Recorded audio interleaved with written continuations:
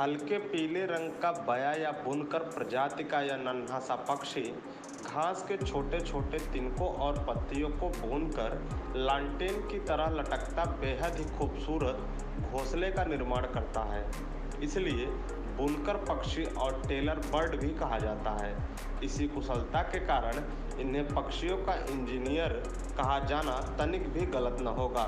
बया प्रजाति के पक्षी पूरे भारत में देखने को मिलते हैं। बया प्रजाति के पक्षी अधिकतर अपना घोंसला नहर, नदी और तालाबों के किनारों के आसपास पाई जाने वाली कटीली झाड़ियों और पेड़ों में तैयार करते हैं। इन झाड़ियों में एक साथ कई उल्टे लटकते सुंदर घोंसले देखने को मिलते हैं। ऐसा कहा जाता है कि बया प्रजाति में आशियाना नर पक्षी के द्वारा तैयार किया जाता है और मादा बया इसका निरीक्षण कर इसे पसंद करती है। यदि यह घोंसला उसे पसंद नहीं आता है तो नर पक्षी के द्वारा फिर से नए घोंसले का निर्माण करना होता है। बया अपना घोंसला इस तरह से तैयार करती है कि जिससे कि उसके अपने अंडे और बच्चों को शत्रुओं, परभक्षियों और मौसमी प्रभावों से सुरक्षित रख सके। घोंसलों में तिनकों की एक महीन परत सुरक्षा के लिए तैयार करती है। ऐसा कहा जाता है कि जब एक पक्षी भोजन या अन्य कार्य के लिए बाहर जाता है तो दूसरा पक्षी वहीं पास में बैठकर चौकीदार की तरह घर की सुरक्षा की जिम्मेदारी संभालता है।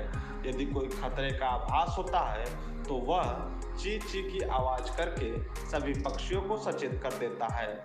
बया पक्षी के घोंसलों में 2 कक्ष होते हैं, जिसमें एक अंडा और दूसरा शयन कक्ष होता है। घोंसले का दरवाजा नीचे की तरफ खुलता है, जिसमें एक अथवा कभी-कभी 2 दरवाजे भी होते हैं। सामाजिक पक्षी होने के कारण इन प्रजाति में अनेकों घोंसले एक साथ पेड़ और कटीली झाड़ियों पर देखने को मिलेंगे। बया पक्षी को अपना घोंसला तैयार करने में लगभग 28 दिन का समय लगता है। बया पक्षी द्वारा घोंसला छोड़ने के पश्चात अन्य पक्षियों द्वारा इनके घोंसले को उपयोग में लाया जाता है। यह एक सामाजिक परिंदा है जो गौरैया और इंसान की बस्तियों की तरह अपने घरों का निर्माण बड़ी ही कुशलता से करते हैं। यह पक्षी कीट पतंगों और मोटे अनाजों को खाता है और झुंड में यह खेत, नहर, नदी, नालों के आसपास दिखाई देते हैं। यदि हम नहर के आसपास लगे कटीली झाड़ियों पर नजर डालते तो हमें कई सुंदर घोंसले और इन नन्हे परिंदों की चींची करती आवाज हमें रुकने के लिए मजबूर करती है। बया का प्रजनन काल मानसून का समय होता है। इसी समय नर बया पक्षी द्वारा घोंसलों का निर्माण किया जाता है और मादा बया पक्षी द्वारा इसका चयन किया जाता है। मधुर आवाज निकालकर और पंखों को हिलाकर नर पक्षी द्वारा मादा को आकर्षित और रिझाने का कार्य किया जाता है।